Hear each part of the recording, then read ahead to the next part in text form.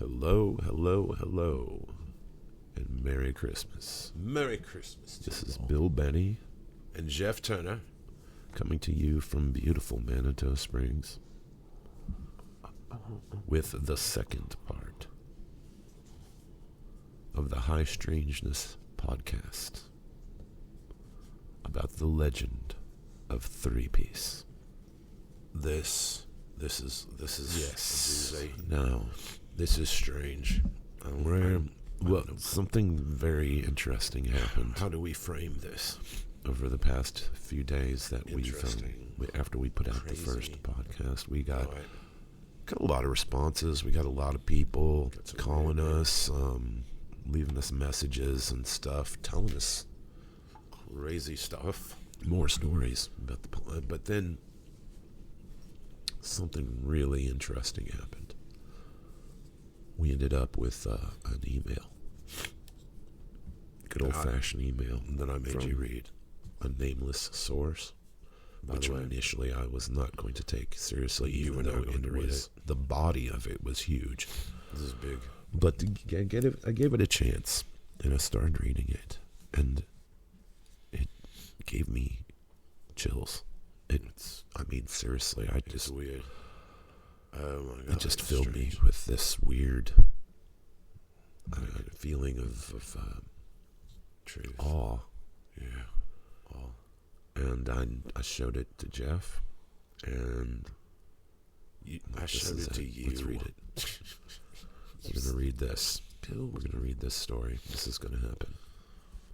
All right. Go It ahead. is a sort of an explanation of the legend of Three Piece, which we were talking about. It was the Three Piece legend. Guy shows up and rescues people. Flashes of light. This covers it all, though, and this is just. So, without further ado, I'm going to start. I'm just going to start.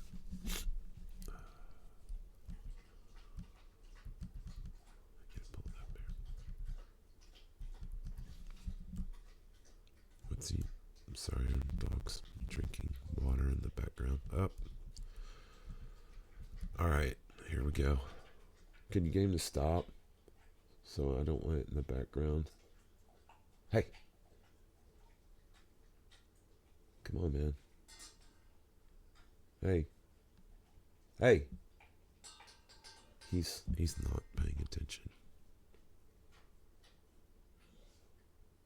Okay. All right. Dear High Strangeness podcast, due to the nature of the information I will be sharing with you, I will not be using my real name or the names of anyone involved. My story is true, and anyone and everyone involved would be at risk if I were to do so. I am speaking to you in this way because not only do I know the answer to the mystery of which you are speaking, but I was personally involved.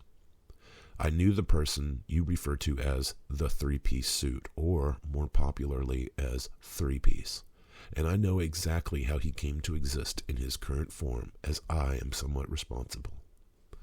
I not only knew this man, but I loved and continue to love him very much.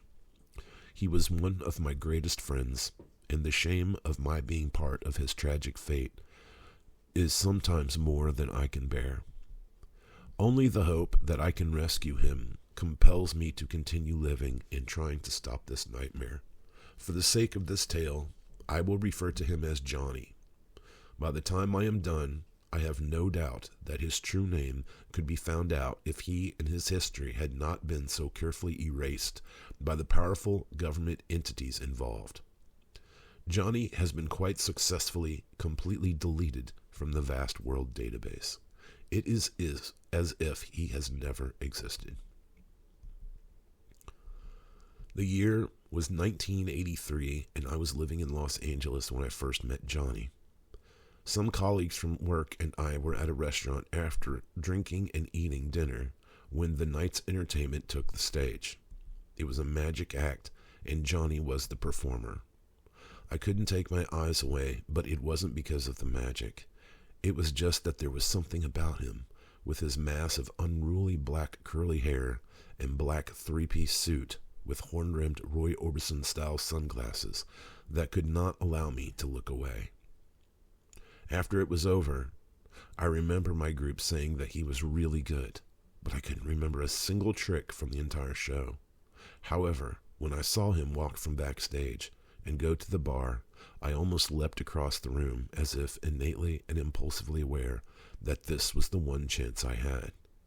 One window in a single moment to create a path in life in which he was a part. In retrospect, I feel like I was a striking predator, or a spider rushing towards an unfortunate fly that had gotten stuck in her web. This would be the moment which would carry Johnny to his ultimate fate, and it was purely my doing. All because of a simple, implacable fascination I had experienced instantly at the sight of him.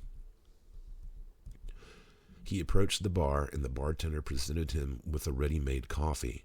I made a joke about drinking the hard stuff, and he offhandedly responded that he was going to work. I blurted some awkwardness about magic being his job, and he groaned as if I were striking a sensitive chord. He chuckled and answered that he was an EMT, and I was struck dumb. Met with this unexpected revelation, I was wordless as he smiled, nodded, and said goodbye as he began to leave. In a moment of pure, impulsive desperation, I reached out and grabbed his sleeve. He seemed incredulous but amused as I explained that I really liked the jacket coat of his suit. He coughed awkwardly, thanked my compliment, then began to pull away, and I only had time to ask when his next show would be. He answered, same time, same day next week, and I knew that I would be there. You know, I actually kind of hate magic, but I was about to become his greatest fan. Johnny was a genuine freak of nature. He almost never slept and devoted his considerable energies between intense love of magic as an art form and a bizarre natural aptitude for emergency care work. He had a sixth sense for danger. He had a way of knowing when something bad was happening before anyone else, and a knack for being nearby when it did. He was restless and incapable of inaction. He existed in a constant state of motion and had the metabolism to show it. When I was with him, I felt like I was trying to wrangle a strong wind in a thunderstorm while trying to bottle lightning. I had to jump in on these rare, quiet moments and make myself a presence in the whirlwind of his life. I had to show up at his dingy little apartment with breakfast before his next shift, or arrive at the little garage where he practiced his show while he was rehearsing. He did nothing to actively draw me in, but also did not reject me from his sphere. I don't know if I would have known if I was bothering him or not. Johnny loved people, and he hated to see them in pain. He might have been completely annoyed by every word, and I would never have known. However, I was just an object caught in his gravity, and I was going to circle indefinitely. I found myself constantly trying to find something, hell, anything to engage his interest. I blurted out ridiculous facts about myself in order to gain some response, but he took all information with the same steady silence, no matter its range of bizarrety. That was until I started to talk about my job, and that was the beginning of all the trouble. If I could take it back now, I would, but, as with all great crimes, my actions, my words, are burned into time now. But I was lost as soon as I saw the light of interest shine behind his eyes as I began to talk. It just felt so good to feel his attention, and I found myself just rambling on and on about things that I should never have talked about. I worked in a lab, and my job was a secret which fascinated Johnny from the start, probably because he was obsessed with mystery and magic. And that's what my job kind of was, magic, real magic, like the bending of reality, and he loved that. I was working for a subset of what you might call the industrial military complex, an organization then operating under the name DARPA. I had signed contracts stating that I would not do exactly what I did, which was to expose high important security objects in order to impress a boy. Yet, on I went, yapping away and greedily loving every minute of his hard-earned interest. I am old now, and DARPA has already been reconstructed, reformed, and rebuilt 12 times since those days. I'm sure that I would still be culpable to legal repercussions even now, but I don't care. This is my confession, and I will not pollute it with fear. It should be known what I did, and it should be known that Johnny is what Johnny is, a hero and victim. My work started on the day that Nikola Tesla died, and government agents raided his room at the New Yorker Hotel. In this room was a variety of notebooks, journals, and half-started projects kept inside huge trunks. Inside one of those trunks were the beginnings of a plan to construct a device which could transport matter through space and perhaps time. Of course, it was just a theory he'd had, but you have to understand that a theory to Tesla was as good as a half-ready program created by anybody else. He ran experiments in his mind and progressed further with a fantasy than other men could with years of hard experimentation. The first generation of this device would be well past the planning stages within 10 years, and Project Pegasus would start with 20. I came on as an intern by the early 1980s, and by that point there was an actual prototype. By that time, what we had was 2 massive gateways through which matter could be transferred, but nothing organic. That was the point of improvement on which my research focused, how to transfer a living being through space, and slowly we were getting there. The general public would never have believed that we were in the 1990s already on the verge of bending space-time. The real goal being to send a person safely from point A to point B, but there were issues. Things tended to disappear and reappear in strange, uncontrollable patterns. An object would vanish for days, even weeks, and then unpredictably turn up in locations which seemed unrelated. Things would go in, but they would not just reliably travel the distance and reassimilate. I placed a brand new pen between the 2 base projectors, and sure enough, it disappeared into waves of light in seconds. We waited and waited at the receiving stages for hours, and it never appeared despite all the inferences that it should.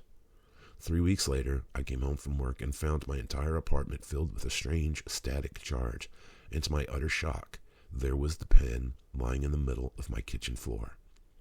It made absolutely no sense, and yet as I picked it up and almost burned my hand on it, I was perplexed and certain it was the pen. It was stories like this that I found myself relating to Johnny to feed his intense fascination and gratify my own hunger for his interest. I rationalized it to myself that I was in no way putting him in any danger, and that my security breaches were harmless. Little did I realize just how far my particular pathetic need for affirmation and attention would go. Before I knew it, a year had passed, and the calendar had passed into the Christmas season. I had left the city for Thanksgiving and spent a couple of weeks with my family in Pennsylvania.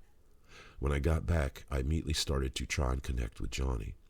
There were no cell phones in those days, and the connections between people were fragile. You had to be consistent with your contacts, and I had been distracted by my family from my fascination for a time. I had tried to call him once or twice, but as I said, he was a creature of constant motion, and his momentum never ebbed. I left him messages, but something seemed wrong. I felt as if I had missed an important mark. I went by his place, but I couldn't catch him. It was as if my connection had been severed. I went to the bar where he performed, and the manager told me he had canceled his show that night. My nervousness had now evolved into a sick dread in knowing what that meant. Something very bad had happened, and it would have to be momentous for Johnny to cancel. People were his love, but magic was his passion. In desperation, I drove to his apartment and waited in my car out in front for any sign. After almost an entire evening, I saw the sign I required. His door opened, and out came his cat, Franklin. Johnny had been inside the whole time. He was intentionally hiding from me. The effect of this revelation on me was catastrophic. I almost broke down in tears right there and then, so profound was the hold he had over my being. I could not imagine being happy if Johnny was not there in my life. I was wholly addicted to the strange chase which I had initiated in grabbing and flailing for his brief glimpses and focus. It was this point that I abandoned all reason and ran to the door where Franklin sat staring on sympathetically as I began hammering the door and yelling Johnny's name frantically. I had no way of knowing what was about to happen, but I could not accept not knowing if I was being rejected. What had I done? Why would I deserve a cold, wordless dismissal? The worst thing, that I was now, in truth, openly revealing the depth of my attachment to him without censor. When the door opened, I would be standing there halfway in tears, demanding an explanation without any other excuse or diversion. It was only as the door began to open that I vaguely envisioned the absurdity of my state. I had left town. I had rarely called, and now I was crying because he had not reciprocated the enthusiasm I deemed appropriate. He stood before me, disheveled and unshaven in his pajama pants, and immediately my view of the situation shifted as I caught a distinct and a powerful wave of energy that was something unlike I had ever sensed coming from Johnny. There was a distinct lack of the normal energy emanating from his form as the smell of beer and body odor wafted from within the apartment. He was still motionless before me in a way I'd never seen him. There was an immense and incredible lack of Johnny here now. This was his shell, but where was his light? Where was his heart? My emotions suddenly shifted in confusion as his state of being registered. He barely even glanced at me before turning and retreating into the dim twilight of his apartment, mumbling about being sorry for not calling. He was shocked, or he was not shocked or in any way affected by my actions as I had expected. He was already seated in his old chair, drinking a bottle of beer as his image flashed in the ghostly light of the television. I was listening as he asked how my trip had been and how were my parents. Stunned and silent, I sat on the couch beside him listening as he excused his appearance and said that he was sick and not feeling well. I did not know that he could get sick, honestly, and had never witnessed even a sniffle in the year and a half I had known him. Finally, I reached out and touched his arm softly and said, "What happened, Johnny?" There were tears streaking out from underneath his glasses as his voice wavered and broke while he said the words, "There was a mother and a daughter, and I couldn't save them. I just wished with all my heart they would make it, but I lost them. It was just too late." This was not just Johnny broken by a single event or loss, but Johnny broken by all the losses. I knew then that while I was gone, he had drifted into darkness with no one to express or witness, and it had set deeply into his being. I was important to him, even if he did not realize it. In his isolation, he had imploded with the pressure and sadness of what he carried every day. He leaned forward, and I embraced him as he sobbed in my arms. This went on until he pulled back and gave a half-hearted chuckle. He apologized and pulled back as he stood and walked to the bathroom, still mumbling and making jokes as I heard the toilet flush and the sink rush on behind the door. As he came out, I quickly attempted a diversion as I offered to take him to the diner down the block. My innate need to bring him back had initiated. I could not stand to see him sad and filled with darkness and worry. At first he refused, but I pressed on, and soon he was searching the bedroom for something to wear that had not been worn 3 times and left on the floor for weeks. As it turned out, his suit was hanging in the back of the closet door. He laughed softly as he came out, in full formal regalia, still managing to appear casual. I opened the front door, took his arm, and led him to my car. It was night, and it had started to snow.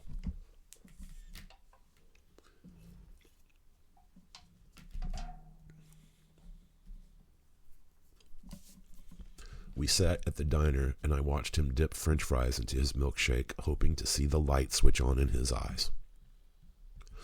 He would take bites from the tremendous plate-sized tenderloin he revered, but still the heaviness remained. I found this to be almost intolerable. I was used to fighting for the beacon of his attention from the vast reservoir of energies he produced, but this, to have to wrestle with emptiness and despair, I could not bear it. That was when I started to talk about the lab, and that was when I saw the first blink of light through his veil of sadness. Seeing it again was tantamount to ecstasy as I vowed to nurture that flame and resurrect him then and there. "Would you like to see it?" I had said before I even knew I was producing those words. His eyes locked on me over his sunglasses, and he was smiling. He was smiling, and I never wanted him to stop. "That's not possible, is it? I mean, there's security and stuff, right?" "There's no one there. They shut down for the holidays. They might be one security guy, but he'll let us through." "You're serious right now? I can actually go to see this thing after all this time?" "Let's do it," I vowed, now determined and forgetting everything I had been trained to remember, now brushed aside like the dirty napkins on the table. I cannot give any explicit description or details here concerning the actual location or the appearance of the DARPA facility. I can say that it was a very normal building, which no one would ever have guessed was a place of world-changing, reality-bending research. Although it wasn't exactly situated in the middle of civilian population, it did still seem extremely close, considering the nature and danger of the work we had been doing. Johnny expressed utter disbelief, and at first seemed to think I was involving him in a long and complicated joke. That is, until we were standing in the lobby at the security rotunda speaking to the weekend night shift security guard. He recognized me and asked me how my holidays were going, and I explained that I had been asked by the supervisor to slip in with the technician and give the equipment a brief checkup throughout the long holiday shutdown. He did not even for a second question me, and Johnny in his black suit looked every bit the part. "It can't be that easy to get in here," he whispered as he waited for an elevator to take us to the subfloor. "I told you, I work here almost every day." "But what about Russian spies and stuff?" he laughed as the doors closed behind us, voicing the ever-present paranoia of the constantly looming Cold War.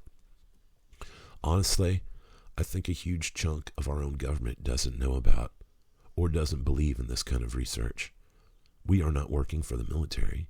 We are funded and controlled by a subcontracted private company with a government contract doing work that no one would believe is real. This allows us to exist and use resources that are right under the proverbial nose of the public. Now watch." As we slowed to a stop, the elevator opened, and we stood at the front of a vast expanse of dark, damp basement. Smiling with mild smugness, I punched a six-digit code into the floor number buttons and watched as the doors once more closed and the elevator started again, and we felt ourselves drop down another level. The doors opened this time, and we stood in the front of an enormous hidden research lab facility. Flipping the switch on the wall, I felt like a magician, myself unveiling my act as the fluorescent lights over the head flickered and the machinery was revealed.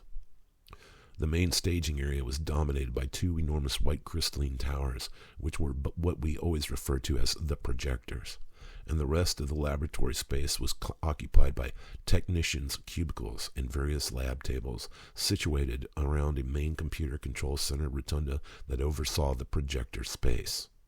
"So that's it," Johnny whispered, almost breathlessly enraptured by the sheer sight of Tesla's dream made real. "You're saying that these things can go through that thing and be transported across space?"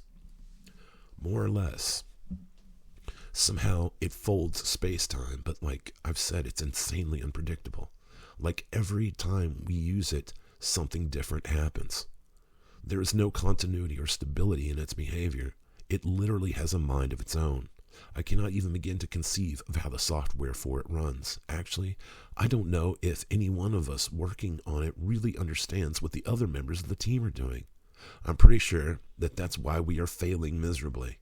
We are too compartmentalized to make it function correctly." "That's crazy," he said, unable to take his eyes off of the massive, monumental, clear, crystalline tusks. "It makes sense, though. That's the only way that they can retain full control of the project and protect it. If any of you really had a working idea of how and why it worked, then you'd not only know how this thing works, but you could understand the theory, the science behind it, like Tesla's math. This would make you extremely dangerous." Wow, I guess you're right, I thought. It was just ridiculously complicated security measures. But we can't sell this thing or explain it to anyone if we don't understand it. What does it look like when it's on? Well, the projectors light up and this sort of wavy tunnel of white light appears in the space between them. But at the same time, the whole area sort of fills with this green haze or fog, and it kind of smells like hot metal and ozone, which I've heard is similar to what happened with the USS Eldridge. The what? You know, the Philadelphia experiment thing, when they made the destroyer ship disappear. Was that a real thing? Oh yeah, basically the same technology, I think, but it was just a different idea for effect. They wanted to make the ship invisible by slipping it into a slightly different time space, like a little pocket dimension. But instead, it just sort of plunged it into a wild current and started popping up in all sorts of weird places and times. There's that, and then the chronovision thing. The what? Have you ever heard the stories about the chronovision? No, definitely not, but illuminate me, please. His enthusiasm was genuine, and there was no trace of sarcasm. I had his complete attention. There was a big story in Italy, a news story or urban legend or something about a priest at the Vatican who just happened to be a scientist creating a device they call chronovision. It's supposed to be like a TV that sees through time. Like, claimedly, you could set a date and place in history, and it would let you watch what happened. Yeah, but that's not real, right? Honestly, I would have said no a few years ago, but after we started this project, I am not sure. What? Does it see through time? It's complicated. The whole thing has a lot of weird variables, but that don't make a lot of sense. Something about the way it functions is associated with human consciousness in a way that it shouldn't be. How exactly is that? We first noticed it when we had started the teleportation experiments. See that glass table with lights on it back there? That is the receiving staging area for the device. That is where the objects are supposed to arrive after passing through the projector space. We've actually got receiving stages all over the city where we've been trying to send objects, but it almost never works that way. But it works. Yeah, sort of. I mean, technically, the objects are transposing through space, but not just to any set objective. There's something about it connecting to our consciousness, like the story I told you about when I put a pen through the projector and waited for it to appear on the staging platform, but it wouldn't reassimilate. Then after I went home, days or even weeks later, the same pen showed up on my kitchen floor. Are you sure it was the same pen? He asked Riley. We are scientists, you know. The pen was marked as were all the objects used. Objects reappeared on our desks, in our cars, but always in relation to the person who had the most contact with it. Its owner, so to speak. That's crazy. But what does it have to do with the chronometer thing? The chronovision. Sometimes you can see things in the light between the projectors. Like what? Everyone sees something different and never the same thing simultaneously.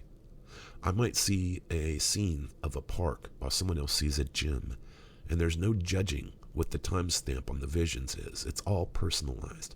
You might see something from a week ago or something from your childhood, but it always looks as if it is from your perspective, as if it is through your eyes.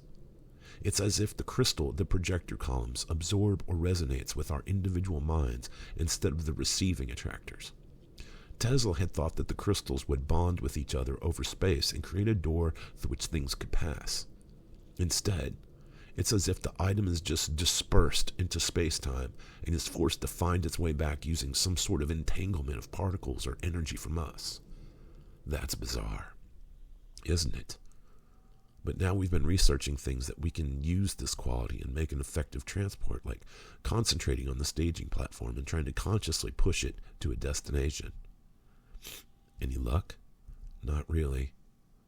We really just don't know what qualities these visions are based on, like how it is choosing destinations from us. Have you tried sending anything living? I would like to say no, and that we would never put any living thing at risk, but I would be lying. We've experimented with rats, rabbits, and a dog named Marty. Did they survive? I would like to think so, but they have only rematerialized here where we could find them a marginal amount of times. The biggest success was Marty. It took a week to find him, or for him to find us. He reconstituted at his kennel, and he was okay. He didn't starve to death. He was in exactly the same shape physically as when he went through. He had not lost an ounce of weight and was vigorous and healthy. That's incredible. Did you wonder if maybe the others had went back, like into the past, where you were not expecting them? That was the theory. Seeing the obvious fascination he had with the project was infective, and I found that I was excited about the experiment again myself. And witnessing this change in his very being made me want nothing more than to keep his fire lit. "Can I see it?" he said with the anticipation of a child wanting to know if they could have a Christmas gift early. "I mean, can you turn it on?" "I can," I answered, dangling the chance in order to watch him twist with sheer suspense. "But I really shouldn't. It's very dangerous on the best of days. But right now with the team not here, oh, come on. You're going to tell me that all this and not let me see it?" Like a magician before an enrapt audience, I knew I would not disappoint, but would indeed end with a grand finale. "Okay, I will activate it for a few minutes, but we won't send anything through, okay?" "That would be amazing," he chimed, practically glowing with pure unfettered interest. I started to type the activation code, and soon the familiar hum of the device and the soft white light began to build in and around the crystal columns. We watched with pure, unbidden fascination, and I fed off of his joy myself as I denounced my doubts or fears in order to substantiate the exultation I felt in displaying the project. In moments we were bathed in the strange green hue which seemed had no source, as the light before us was pure blinding white. The strange electric buzz like a static wave was now falling over us. The light pattern stabilized between the projectors. It was then I felt his hand grab me, and I looked over, and his face was now a mask of awe and wonder. "I can see something," he said with a strange, flat monotone. I squinted into the rays, but I could see nothing before us. "What? What do you see?" "I can see them. I can see the mother and daughter. They're alive. It's right before the accident." A sudden leaden lump swelled in my stomach as a very real and distinctive terror had finally snapped me from my rapture. The look on his face was ecstatic as he stepped away from me, as if he were going to move around the desk. "What are you doing?" I gasped, but I already knew. He was moving towards the light. I was almost shouting as I grabbed his suit coat. He had brushed me off, so compelled was he in this vision in the light. He wasn't responding, and it was as if he could not hear me at all. "They're there, alive. I can see them. It's right there on the same street where I lost them. The car will fly through the stoplight. I need to warn them, tell them, stop them or something." He was still drawing closer, and for a moment I thought I could see patterns of light start to sparkle in his hair. "No, you can't," I yelled, and reached for him, but he was moving now with determined speed. The last thing I heard him say was, "I can't let them die if I can save them. I can save them." And then he was gone. His outline of shadow absorbed into the light. He was gone. I thought I was going to lose my mind. I cannot convey how inexpressibly frightened and shattered with disbelief I was in the next few moments. I waited, listened to, and felt the steady warm ebbing rush of electromagnetic waves swirling around me, waiting for me to step back out or to reappear. However, each minute was eternal and endless with panic. What would I do? Should I call my supervisor? I had to. What else was there for me? If I didn't tell anyone, then there would be no rescue attempt. No one would look for him if I never told anyone he was gone. Would you believe me if I told you that there wasn't even a security camera in the lab? There was a large video recorder that we turned on to record experiments. So yes, there was a part of me that would have liked to hide, to never tell a soul what I had done, but I was responsible for. I loved Johnny. For whatever weird psychological reason, for having placed such a great importance on the truth just remained. I could not stand the idea of losing him, of never seeing him again. Longer and longer I stood there, unwilling to even think of shutting the equipment down, just praying he would reappear. How could he have done this? How could he be so reckless? How could he take a chance like that? And yet, hadn't I taken a ridiculous chance in bringing him here and in telling him about the project? How could I have known what the light would show him, what the light would tempt him with? Should I have known that in his current state of mind, he might very well create a doorway into which he could end his turmoil? Did Johnny conjure it? Did he have that power? He was a strange person, different than anyone I had ever met before. His world was different. He had different rules than everyone else. I had never met anyone who focused so much of themselves on helping others. Crying and sobbing in a daze of loss and worry, I lifted the phone from the desk, and I dialed my boss's number. He picked it up and questioned why the line was so distorted and staticky. He asked why I was there and why the machine was on. I told him that I could not turn it off. He asked why, and that was when I began screaming. Not just yelling or weeping, but screaming the way people do when their lives are crumbling. I screamed like I was watching someone I loved dying in front of me with no way to help. I just kept saying, he went in, he went in, he went in and disappeared. He's gone. Bring him back. Find him, please. Who? He asked, his voice shaking as he gradually began to realize what had happened. What did you say? What did you do? But I was beyond any reasonable, sane explanation. All he knew was that I had called him from the lab screaming in the midst of a nervous breakdown, and that the machine was on and someone was missing. That was enough. Things began to happen as I sat on the desk, shaking, with the phone in my hand. He did not hang up, but used another phone to begin calling people. I do remember him saying not to turn the machine off, and almost laughed in a strange, broken way. Of course I wouldn't. Later the team would begin to arrive, and I would fight them over that exact thing. The machine had to be on so he could return. Hours later, they would be arguing that it was dangerous to have it running for so long, and that it wasn't going to affect his chances of reassimilation, and that I knew that. In some way I did. But there was a very large irrational fear in my mind that turning the machine off was closing the door on Johnny. I would be sedated and taken to a hospital before they managed to shut it down.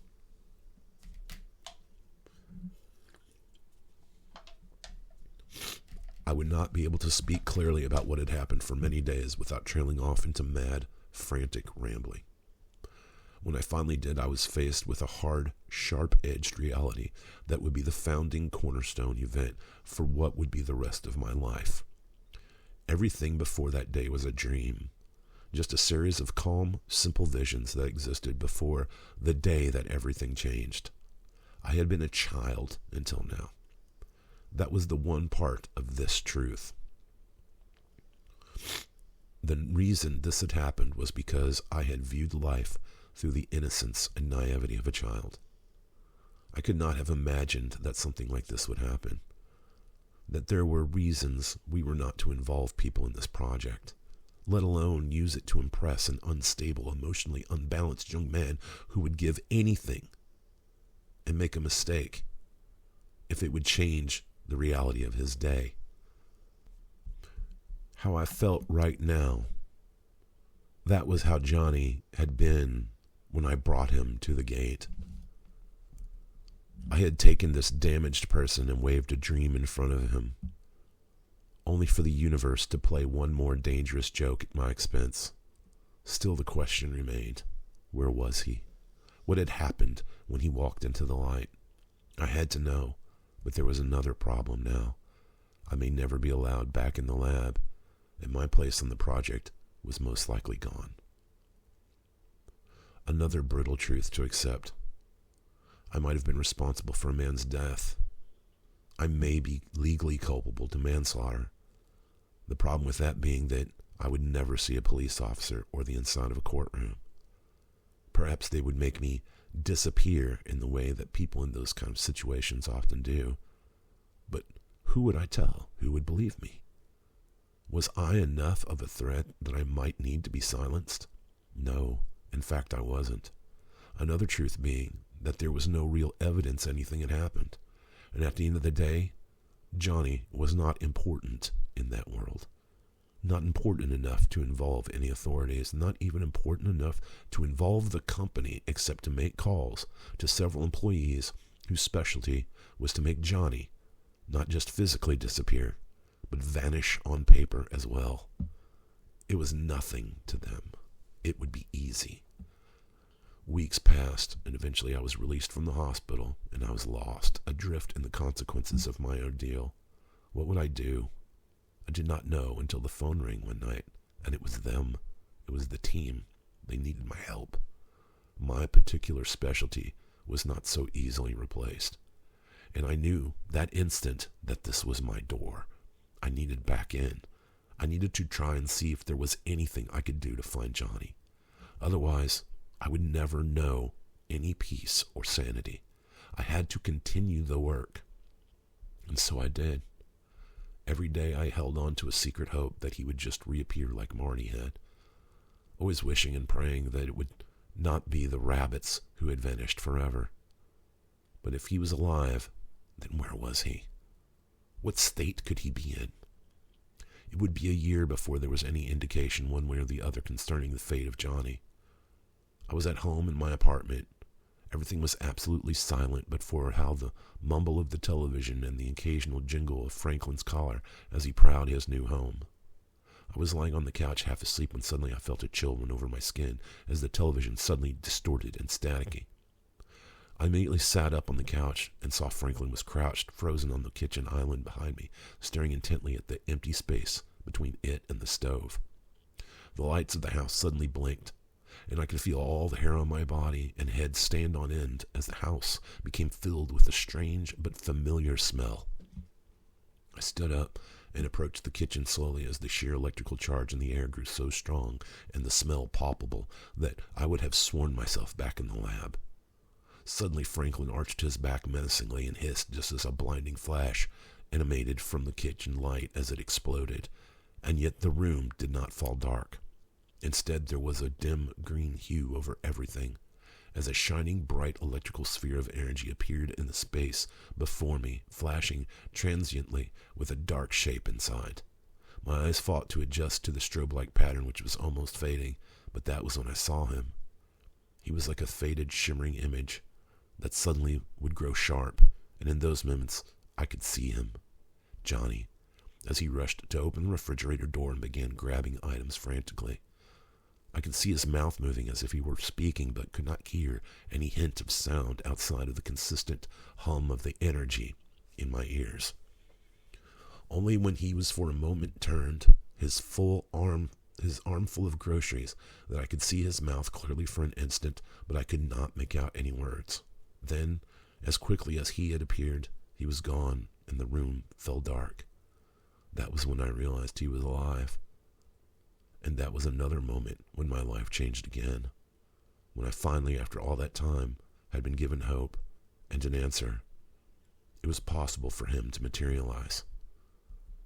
It would be during the following years I threw myself into research and experimentation with the device that the stories began to cycle. Here I was desperately trying to stabilize this device, working constantly under the threat of complete cancellation,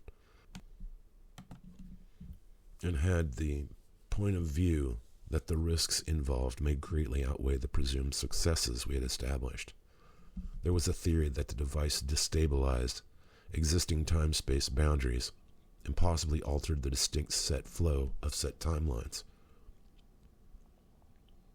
At this point, I did not care. I was working for one reason and one reason only: to retrieve Johnny. And now every few months, I would see some news story about the appearance of this three-piece apparition appearing. What this told me was that Johnny somehow had gained some kind of control over his movements and materialization. I had become convinced that it was Johnny's strange qualities of consciousness and mental inclinations which may have lent some explanation as to how he was projecting himself in perfect time to change events. Was he jumping back from some future point to stop a tragedy that he knew was going to happen? Or was this a symptom of his bizarre sixth sense that he could tell when disasters were going to occur? However, he was managing it. He was successfully jumping through time-space and saving people at the last minute.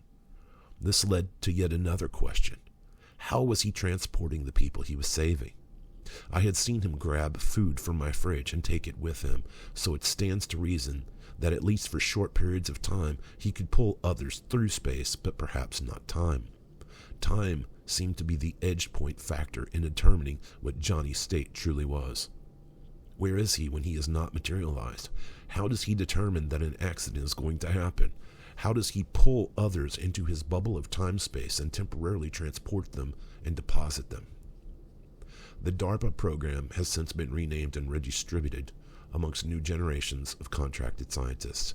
My particular program was closed in the late 90s, and I had not yet only just proven that we could control the teleportation of objects through space and time with the aid of a person of a powerful mental faculty towards concentration, visualization, and sheer determined willpower. It was soon after I affirmed this that we were removed from the project, as I believe it indicated to our superiors that we knew too much and could perhaps ourselves gain too much control over the workings of the program. Sadly, the only reason I had come to any of these conclusions was due to my incompetent accidental use of my dearest friend as a guinea pig. But it was through him that I had begun to truly understand the connection between the device, the crystals, and human consciousness. I had learned that the human mind has more connection to space and time than I or anyone else had ever realized. After all these years, I have come to believe that Johnny could possibly return if he truly desired, but would be trading the ability to continue saving people from nightmarish situations. I do not think that he can allow himself to do that. He is existing, I believe, in a timeless state, as all reports indicate that he has not yet aged since he stepped into the white light of the projector. I theorize that to him, these events may be occurring one after another in constant action. By this I mean that he is literally jumping from one catastrophic event to another with no wait time in between. He is existing in a timeless state and popping in to save people constantly and consistently. To him, this may all seem like one long busy night of work with short breaks in between in which to refuel himself biologically, which explains the reports of him appearing to steal food, thereby indicating that he does still need to eat. My final theory now, after all this time in the study of him and what happened, I have come to the conclusion that however it is occurring, he is in fact choosing to do this. So if by some chance you hear a story of someone saved by three-piece, or you yourself are by chance delivered from harm, when I suggest you give a solemn and true prayer of gratitude to the universe for providing you the aid of a true hero. Thank you, Johnny, wherever you are. I hope to see you again someday, and someday I hope you get a rest from your labors.